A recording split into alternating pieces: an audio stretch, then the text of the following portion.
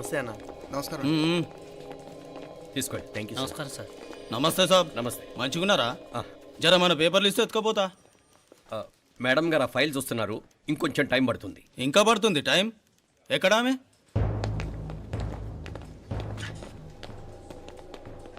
నమస్తే మేడం, జర మా పేపర్ల మీద సైన్ చేస్తే. Madam, Gopal, real estate Gopal. Gopal real estates, ఆ బేగంపేట ప్లాన్ కోసం. ఓ అదా, మీకు ఆ 7th ఫ్లోర్ పర్మిషన్ ఇవ్వడం కుదరదండి. అంతేకాదు 5, 6 ఫ్లోర్లు కూడా మీరు బాల్కనీలు చాలా ఎక్స్టెండ్ చేసి కట్టారు. సిమెంట్ కూడా చాలా నాసిరకం వాడారని మా ఇంజనీర్ల రిపోర్ట్. సో ఆ 7th ఫ్లోర్ విషయం పక్కన పెట్టి ముందు ఆ 5th, 6th ఫ్లోర్లు పడగొట్టి బాగా కట్టించండి. ఎవరితో మాట్లాడుతున్నావు తెలుసా? తలకాయ తెగిపోద్ది. ఏంద్రా దూకుడు? మేడం గారితో అట్టానా మాట్లాడేది? అట్టానా అట్టానా అట్టానా అట్టానా అట్టానా అట్టానా అట్టానా? వీళ్ళింతే మేడం, నరకడం తప్ప మాట్లాడడం చేతగానోళ్ళు. క్షమించండి, అనవసరంగా గోడుతో పోయేదానికి గొడ్డల దాకా తెచ్చుకోవడం ఎందుకు మేడం? చిన్న సంతకం మీకెంత కావాలో చెప్పుండ్రి, సెటిల్మెంట్ చేసుకుందాం. కమిషనర్ గారు, ఇక్కడెవరో రియల్ ఎస్టేట్ గోపాలంట సంతకం కోసం బెదిరిస్తున్నాడు. వచ్చాడా? ఎందుకు మేడం అనవసరంగా గోటుతో పోయేదానికి గొడ్డల్లాగా తెచ్చుకోవడం? చిన్న సంతకమే కదా. ఓకే రియల్ ఎస్టేట్ గోపాల్ గారు, ఆల్టాస్ ఆపోజిట్లో నిరాని కేఫ్లో సెటిల్మెంట్ చేసుకుందాం. 3ంటికి వచ్చేయండి. మంచిది మేడం, వస్తా.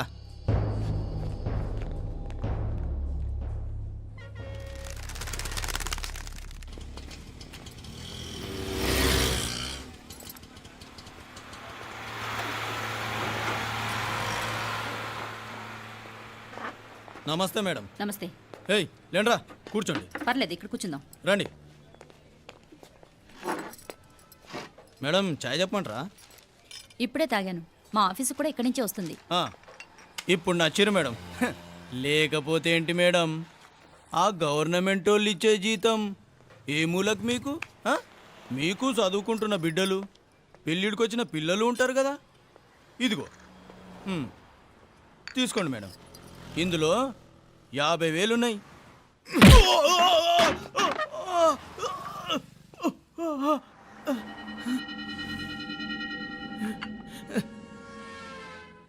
అన్నట్టు వీడు మా అబ్బాయి నువ్వన్నట్టుగా చదువుకుంటున్నాడు. జనరల్గా ఇలాంటి విషయాలన్నీ వీడే చూసుకుంటాడు. మీరు చూసుకోండి.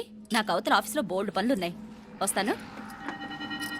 అవునరా, ఈ హోటల్లో పాయా కూడా చాలా బాగుంటుందనుకుంటాను. కొంచెం రుచి చూపించరాదు?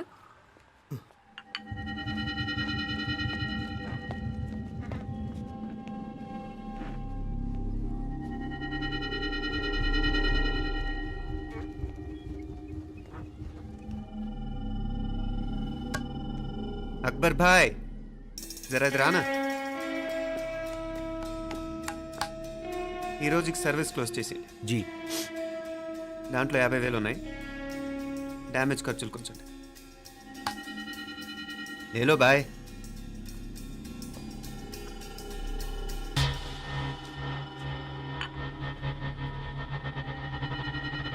చెయ్యండ్రా పాయా.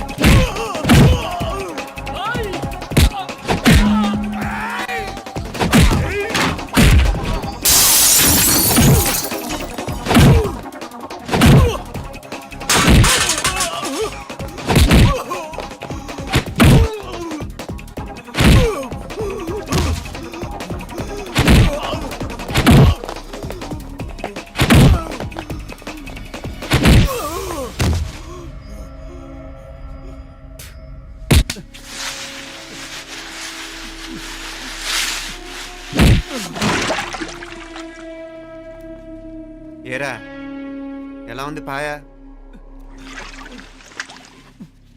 మంచిగా ఉంది. ఒరేయ్, ఈ దెబ్బతో మా ఆఫీస్లో మా పరపతి బాగా పెరిగిపోయిందిరా. ప్యూన్ దగ్గర నుంచి కమిషనర్ దాకా ప్రతి ఒక్కడు నమస్కారాల మీద నమస్కారాలే. ఆ ఆఫీస్లో పనుండి బట్టి గాని నీ లైవ్ యాక్షన్ మిస్ అయ్యేవాళ్ళం కాదురా. ఈసారి ఎవరినైనా 4 పీకినప్పుడు మాకు కబురు పెట్టరా, చూడాలి. ఛే! ఎక్కడైనా కొడుకు గొడవ పెట్టుకొస్తే పేరెంట్స్ మందులేస్తారు, మీరేమో మందులేస్తున్నారు. అసలు మీరు పేరెంట్స్ అయినా? నువ్వు అసలు మా కూతురువేనా? ఈ రోజుల్లో వీళ్ళలాంటి వాడు ఇంటికి ఒకటి ఉంటే గానీ పనులు జరగవు. జరగవు. అంటే వీణ్ణకు రౌడీలా తయారు చేస్తారా? ఇది ఇంతటితో ఆగదు కదా. ఆ దెబ్బలు తిన్నాడు గమ్మునుంటాడా? రేపు ఇంకొంతమంది రౌడీలు వేసుకొస్తాడు. వేసుకొస్తే వీడు 4 నేసుకుని వెళ్తాడు. చాలకపోతే మేము తలో కర్ర పట్టుకుని జాయిన్ అవుతాం. దేవుడా, వీళ్ళ నువ్వే కాపాడాలి.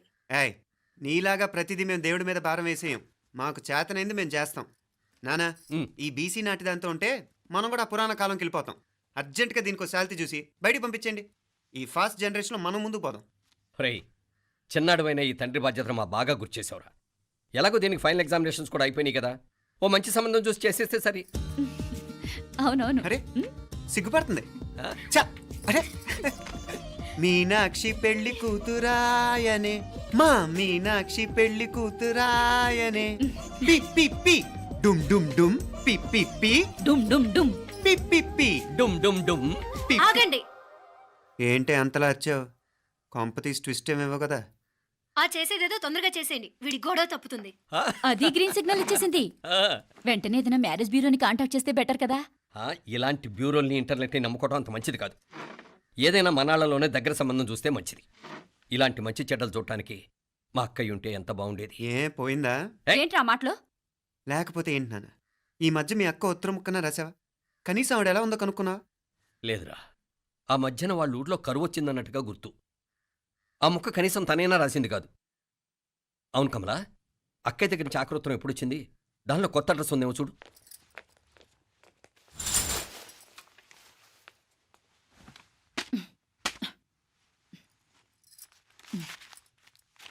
ఇవి చూడు. ఇదే ఆఖరిదనుకుంటా. మా ఇది ఓపెన్ కూడా చేసినట్లేదు. ఏంటి ఓపెన్ చేయలేదా? ఇటీ ఈ చేతిరాత మా అక్కయ్యలాగానే ఉందే. లానే ఉంటాం కాదు, మీ అక్క దగ్గర నుంచే. మరీ ఫాస్ట్ జనరేషన్ అయిపోయి సంవత్సరం క్రితం వచ్చిన లెటర్ను ఓపెన్ చేసి తీరుకు కూడా లేకుండా పోయింది. చిరంజీవి ఆనందరావుకి మీ అక్క ఆశీర్వదించరా అనేది, పిల్లలు మీరు క్షేమంగా ఉన్నారని భావిస్తున్నాను. మీ బావ పోయిన దగ్గర నుంచి ఆరోగ్యం అంతంత మాత్రంగానే ఉంది. దానికి తోడు మనిషిని పాము కాటేసినట్టు మన ఊరిని కరువు కాటేసింది. వర్షాలు లేక పొలాలన్నీ బీడివారిపోయాయి. వానలు పడాలని మొక్కని దేవుడు లేడు. గొడ్లు కూడా సరైన తిండి లేక ఎముకలు గూళ్ళైపోయాయి. అందరూ ఊరు వదిలివలసిపోతున్నారు. నేను కూడా పక్క ఊరికి వెళ్ళిపోదాం అనుకుంటున్నాను. ఖర్చులు కొంచెం ఇబ్బందిగా ఉంది. ఏమనుకోకుండా 2000 ఉంటే సర్తామని ఈ ఉత్తరం రాస్తున్నాను. అమ్మా నాన్నలు గుర్తుగా మిగిలిపోయిన ఆ పొలం అమ్మటానికి మనసు రాక నిన్ను అడుగుతున్నాను. వెంటనే ఏ విషయం తెలియజేస్తామని ఎదురు చూస్తూ మీ అక్క పార్వతి. ఏంటి నాన్న ఇది? రక్తం పంచుకు పుట్టిన అక్క సంగతి కూడా పట్టించుకోలేనంత ఫాస్ట్ జనరేషన్ అయిపోయింది. మీనాక్షి అన్నట్టు ఆ బీసీ నాటికి వెళ్ళిపోవటమే బెటర్. హలో, రేపు నువ్వు కూడా అంతే నాయనా. ఇప్పుడేమో పీపీపీ అని తోకలా తిరుగుతున్నావే, రేపు ఆ డుండుండుం కాస్త అయిపోతే నేను కూడా కనపడ్ను. ఎప్పుడు నీ పెళ్ళం, నీ పిల్లలు, నీ ఆస్తులు, నీ గొడవలు. ఆపుతావా నానా? దీని ముక్కుకు తాడేయాలంటే మీ అక్కంటే మంచి సంబంధాలు చూస్తాను కదా, ఆ, ఎక్కడున్నా తను నేను తీసుకొస్తాను. తన్ని తీసుకొస్తావా? తన్ని తీసుకొస్తాను.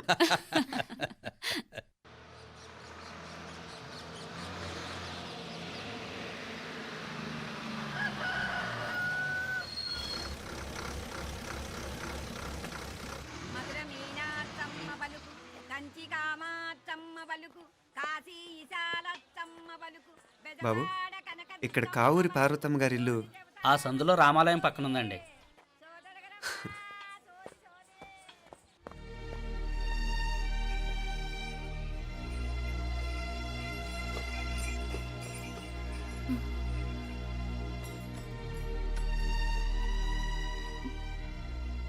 తమ్ముడు నేను నీ తమ్ముడిని కాదత్త, నీ తమ్ముడు కొడుకుని. అదేలేరా, నిన్ను చూస్తే మా తమ్ముడు తలొప్పుకొచ్చాడు. ఇక మీదట ఇలా గుర్తొచ్చినప్పుడే తలుచుకోవటం కాదు, ఇక నువ్వు నీ తమ్ముడి దగ్గరే ఉంది కానీ బయలుదేరు. ఏరా, గుర్తొచ్చినప్పుడు మాత్రమే తలుచుకునేది నేనా, మీ నాన్నరా? బాధే అత్త, నీ తమ్ముడు కూడా చాలా బాధపడుతున్నాడు. ఆ గవర్నమెంట్ ఉద్యోగం సంగతి నీకు తెలీదు. బండి చాకరీ అనుకో. ఇక నీ తమ్ముడు లాంటి సిన్సియర్ ఆఫీసర్ అనుకో, ఇల్లంతా పనులు. దానికి మీ మరదలు కూడా తోడైంది.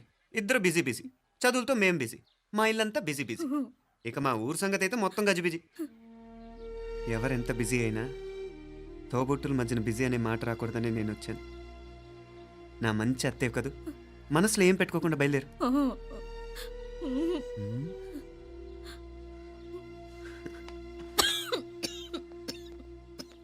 ఇంకా ఈ నాటు మందులతో పనేంటత్తా?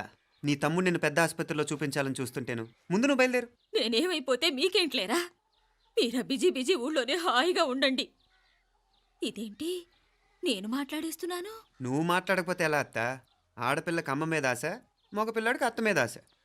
నేనేం నీకోసం ఆడపిల్లని కనలేదుగా. కనేసున్నా పోయేది. దాన్ని నేనే పెళ్ళాడేసి నీకు తోడుగా ఇక్కడే ఉండిపోయేవాడిని. అప్పుడేమన్నా అనుకుంటే నేను ఆడేవాడిని. చెప్తున్నాను కదత్తా, మీ అక్క తమ్ముళ్ళ మధ్యన ఉంది చాలా చిన్న గీత. మన ఇంట్లో పెద్ద దిక్కు నువ్వే కదా. నీ తమ్ముడే మీనాక్షికి దగ్గర సంబంధం చూస్తే బాగుంటుంది అంటున్నాడు. ఆ మంచి చెడ్డ చూడాలంటే మాకు నువ్వు తప్ప ఇంకెవరున్నారు చెప్పు?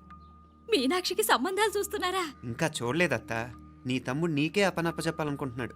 అట్టయితే ఆ బూరుగు పిల్లల సంబంధం మాట్లాడేస్తే సరి. ఏ బూరు పల్లెలు? అదేరా, కుర్రాడు కూడా బాగా చదువుకున్నాళ్లే, ఇంద్రవల్లిలో ఉంటారు. అయితే మనం హైదరాబాదు. ఆ నా తమ్ముడి కూతురు పెళ్లి నేను కాక మరెవర్రా చేసేది? నేను బండి కట్టించుకుంటారా? కొంచెం ఆగరా, ఏదైనా తిని వెళదు. తర్వాత తింటానత్తా. నువ్వు ముందు రెడీ రెడీ అవు.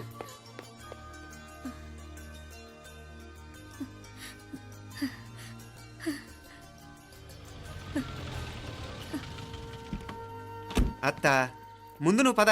సామాన్ నేను తీసుకొస్తాను కదా. ఇక్కడ సర్దుబాట్లు ఉంటే తర్వాత నాన్న వచ్చేస్తారు. సరేనా? బయలుదేరు. వస్తానమ్మా. అమ్మా. సావిత్రమ్మా వస్తానమ్మా. మంచిదమ్మా. రాఘవయ్య గారు వస్తాను. పెళ్లికి మీరంతా తప్పకుండా రావాలి. వస్తాను.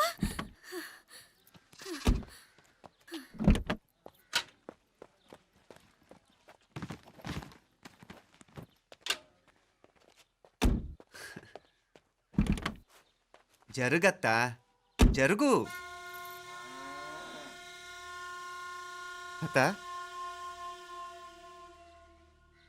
అత్త,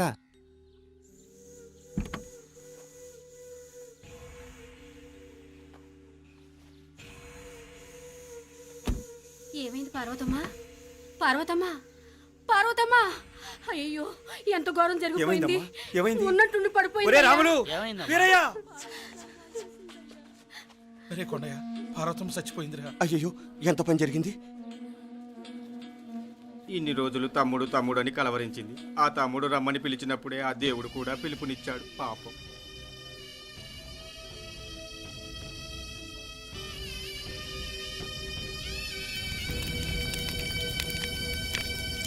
మా నాన్నగారి సంతానంలో నేను తప్ప ఇంకెవ్వరూ మిగల్లేదు.